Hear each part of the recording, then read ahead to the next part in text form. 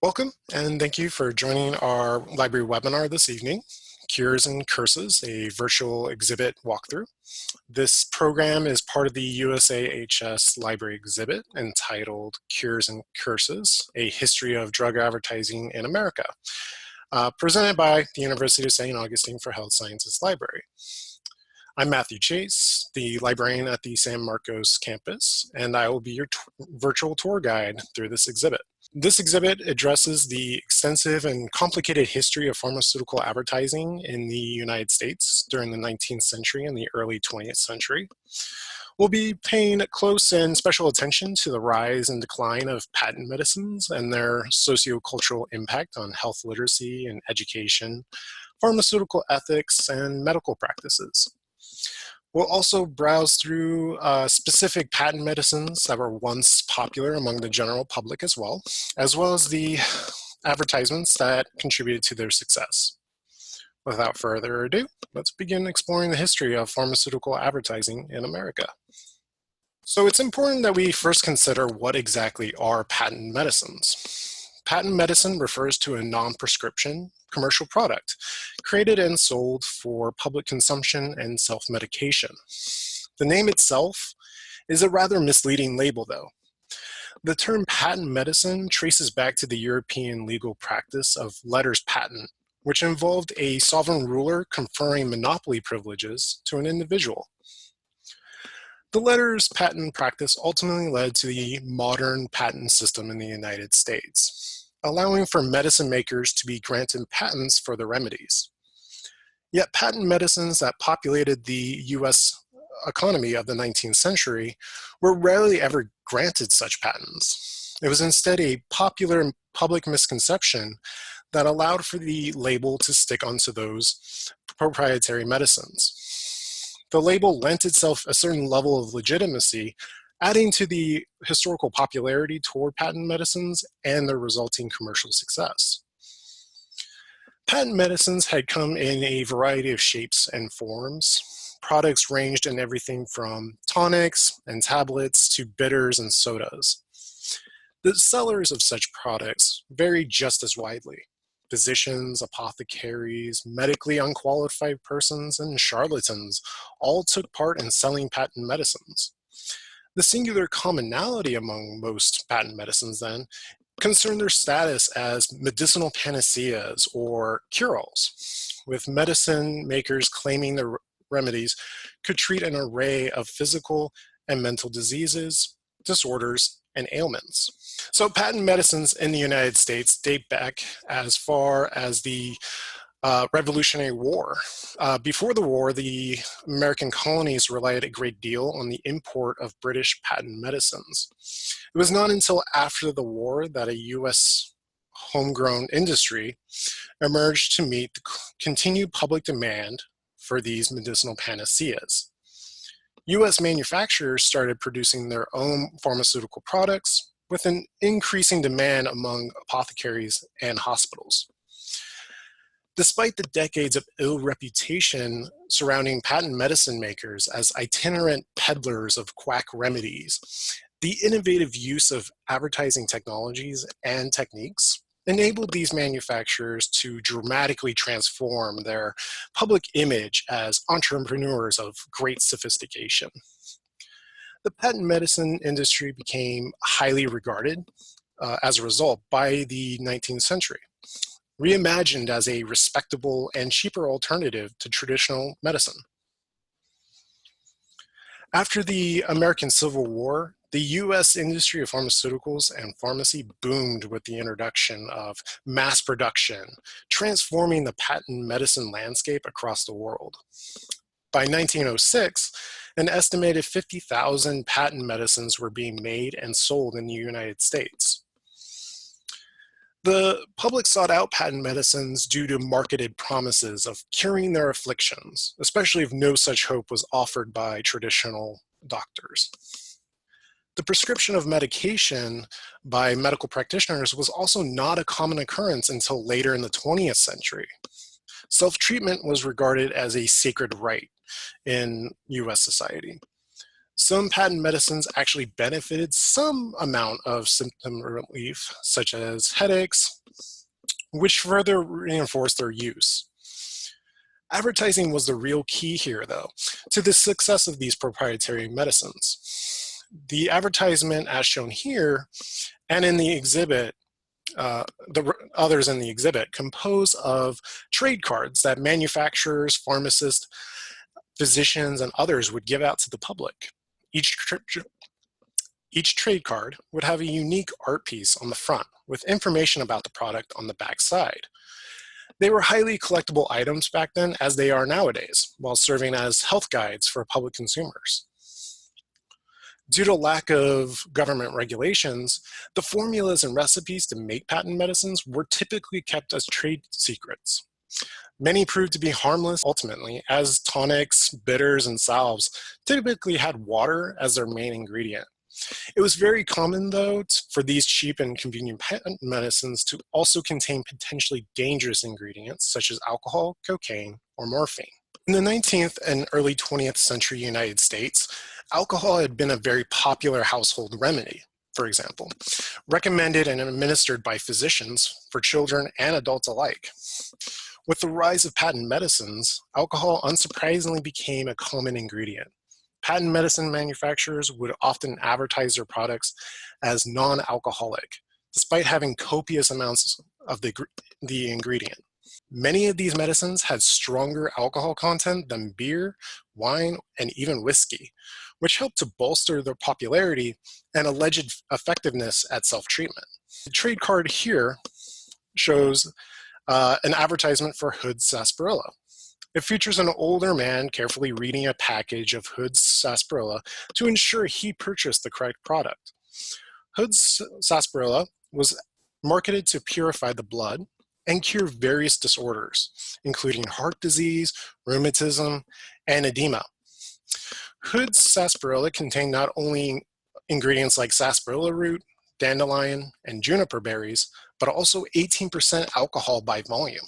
The C.I. Hood and Company, which made that product, was an industry leader in pharmaceutical advertising during the 19th century, producing a variety of visually striking and unique trade cards, such as the one shown here, as well as posters, calendars, and even cookbooks. At the time, Hood Sarsaparilla Laboratory was touted as one of the largest of such facilities in the world. Opiate-enriched medicine was also incredibly popular in the 19th century. While the use of opiates dates all the way back to ancient Greece and other civilizations, its introduction to the Victorian-era United States would dramatically change the direction of medicine. This introduction of opiates as medicinal agents came as part of the greater historical context of the global opium trade.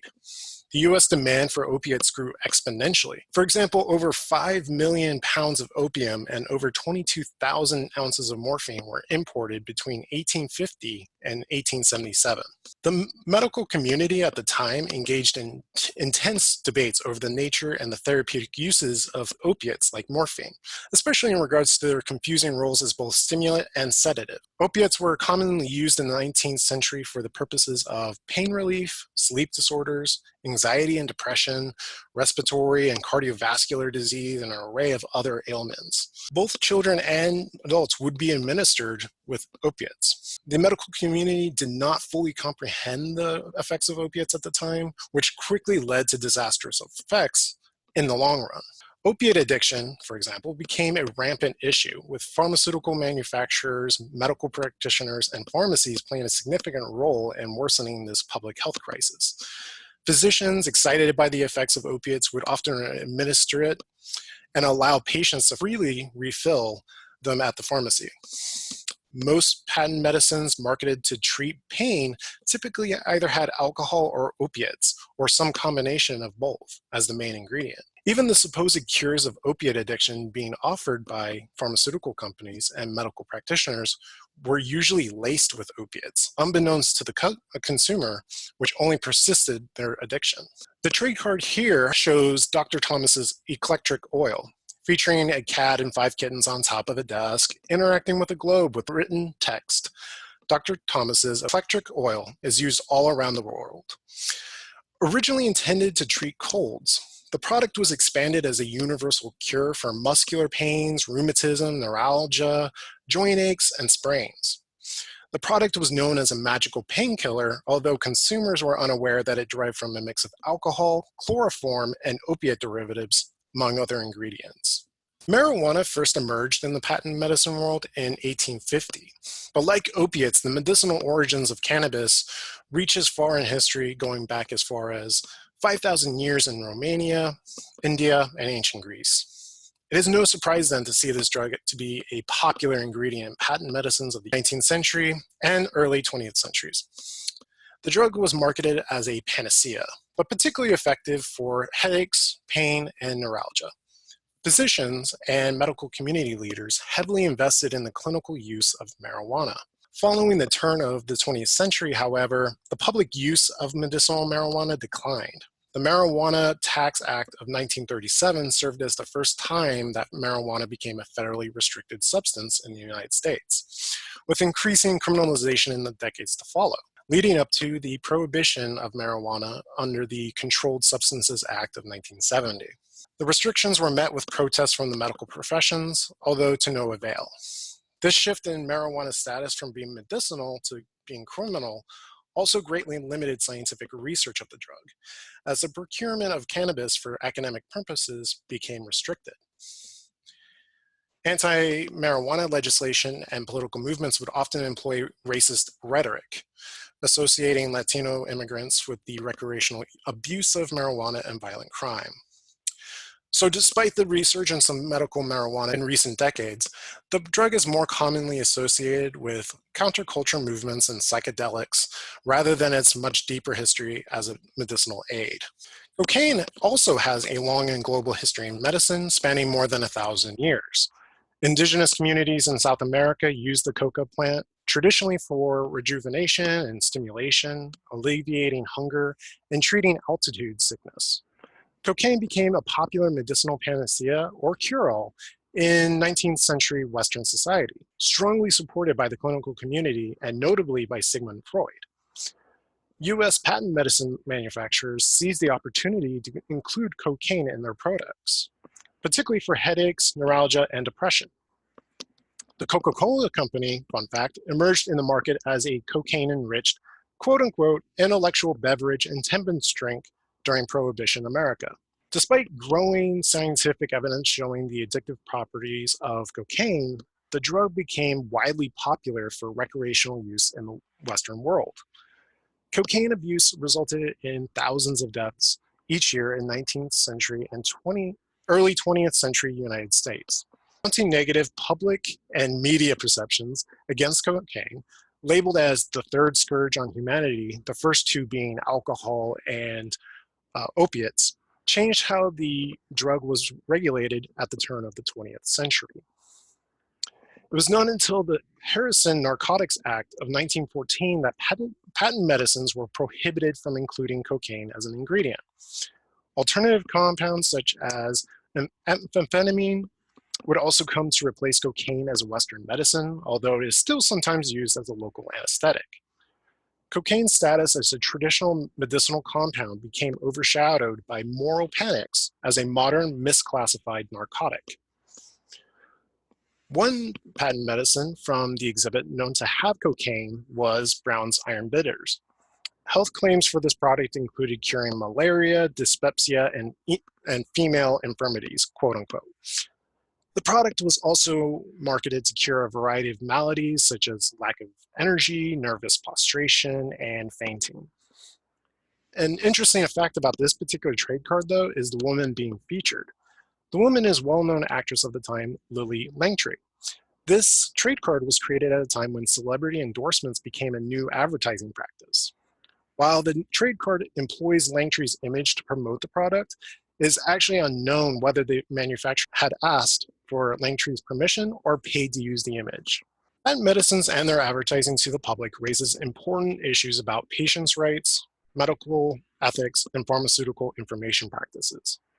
The boom of the US pharmaceutical industry not only paralleled that of the US advertising industry, but the two were actually deeply intertwined. As patent medicines grew rapidly popular among the American public, manufacturers invested increasingly more funding into their advertisements. Advertising for pharmaceuticals became a multi-million-dollar market by the end of the 19th century. Patent medicine manufacturers pioneered modern American advertising, which we can continue to see today in both pharmaceuticals and other commercial markets.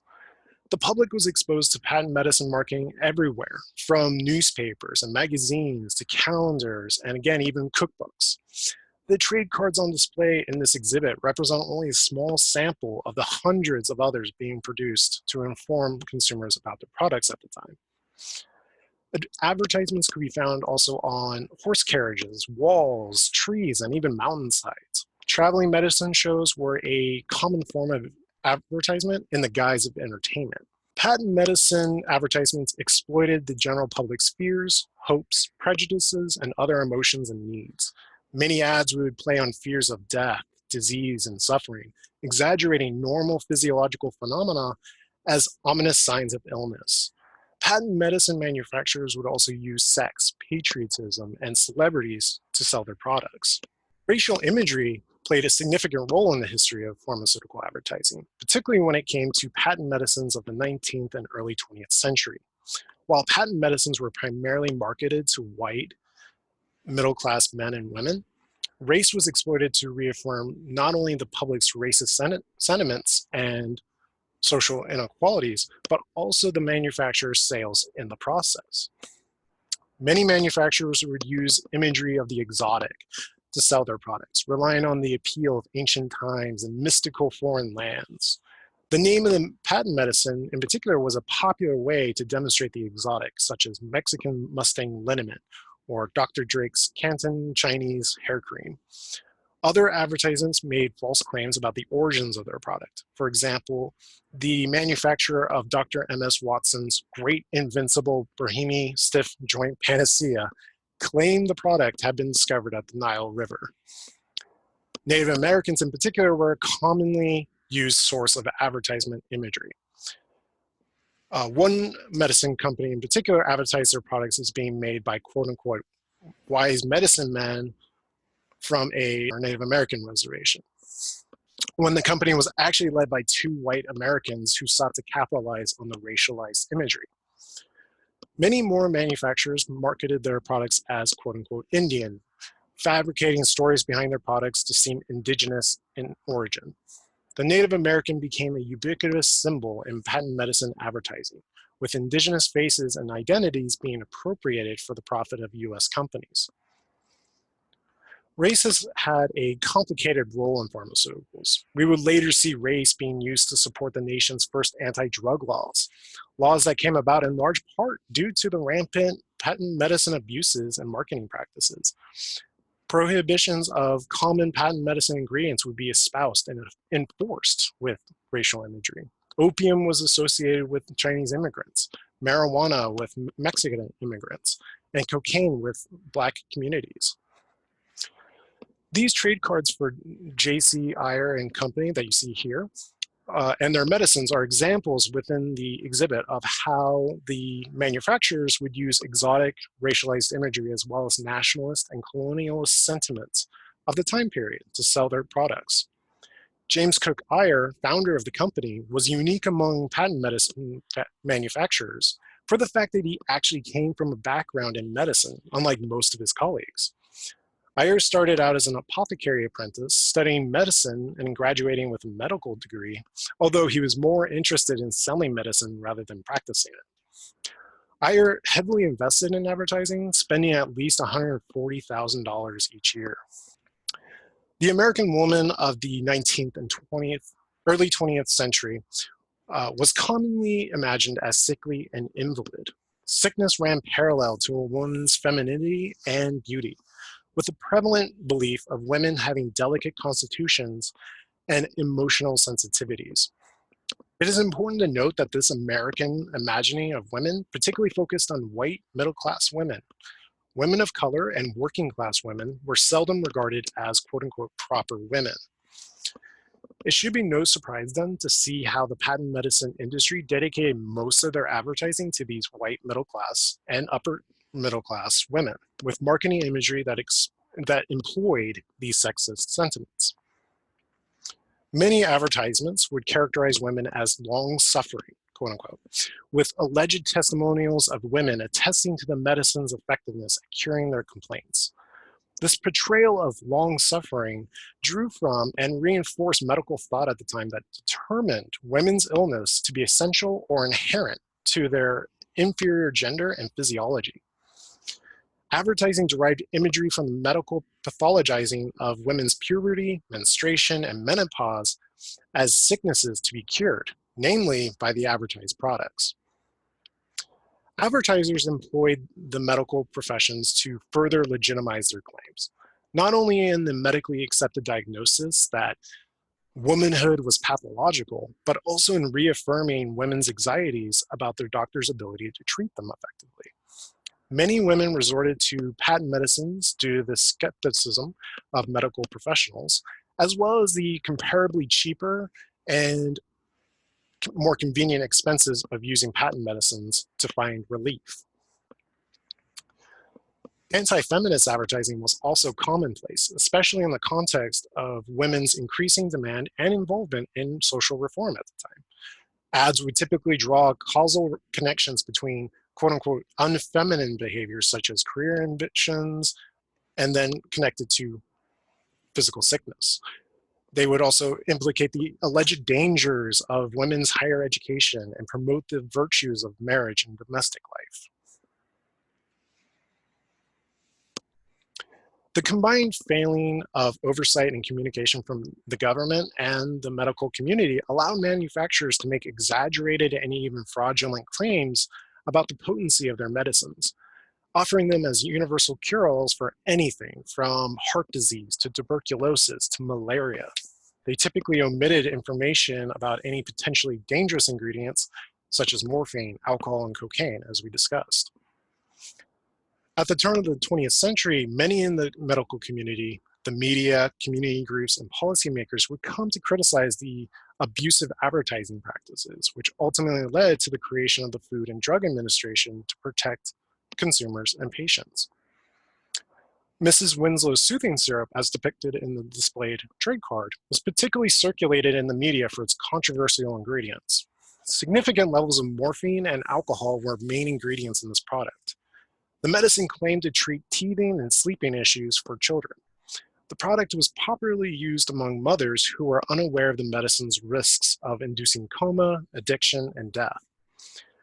The product originally contained 65 milligrams of morphine before legislation and litigation reduced the amount over the next few decades. The American Medical Association labeled the product as a quote-unquote baby killer. The product was eventually discontinued and removed from the market in the 1930s.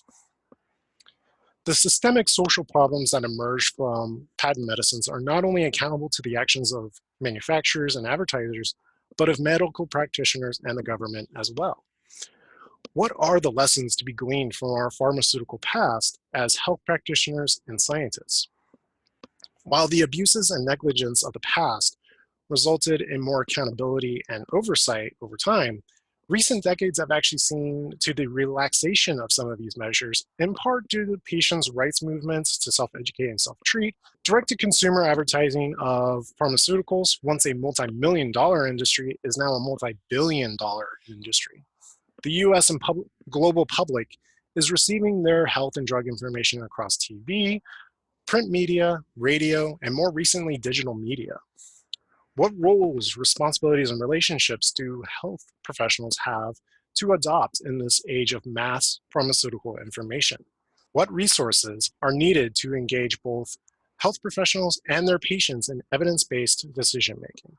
Consider these questions as food for thought and transformative action.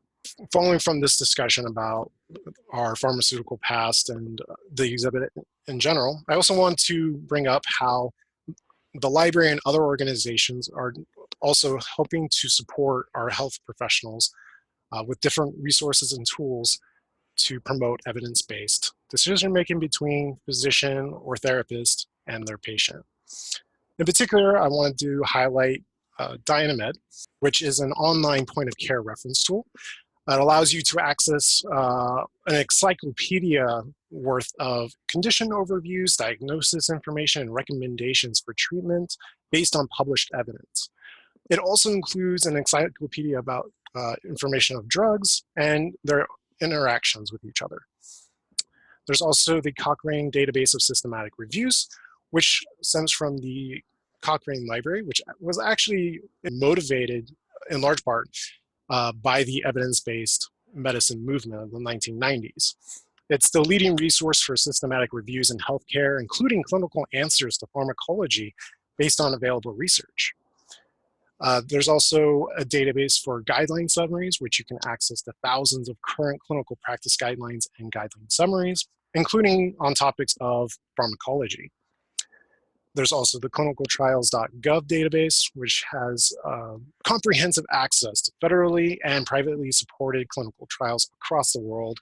And it also includes clinical trials that operated for drug interventions. All of these resources and more are available through the library website. In particular, I labeled the database link for the library. So this concludes the webinar, but feel free to stay for questions or discussion. Thank you for your time.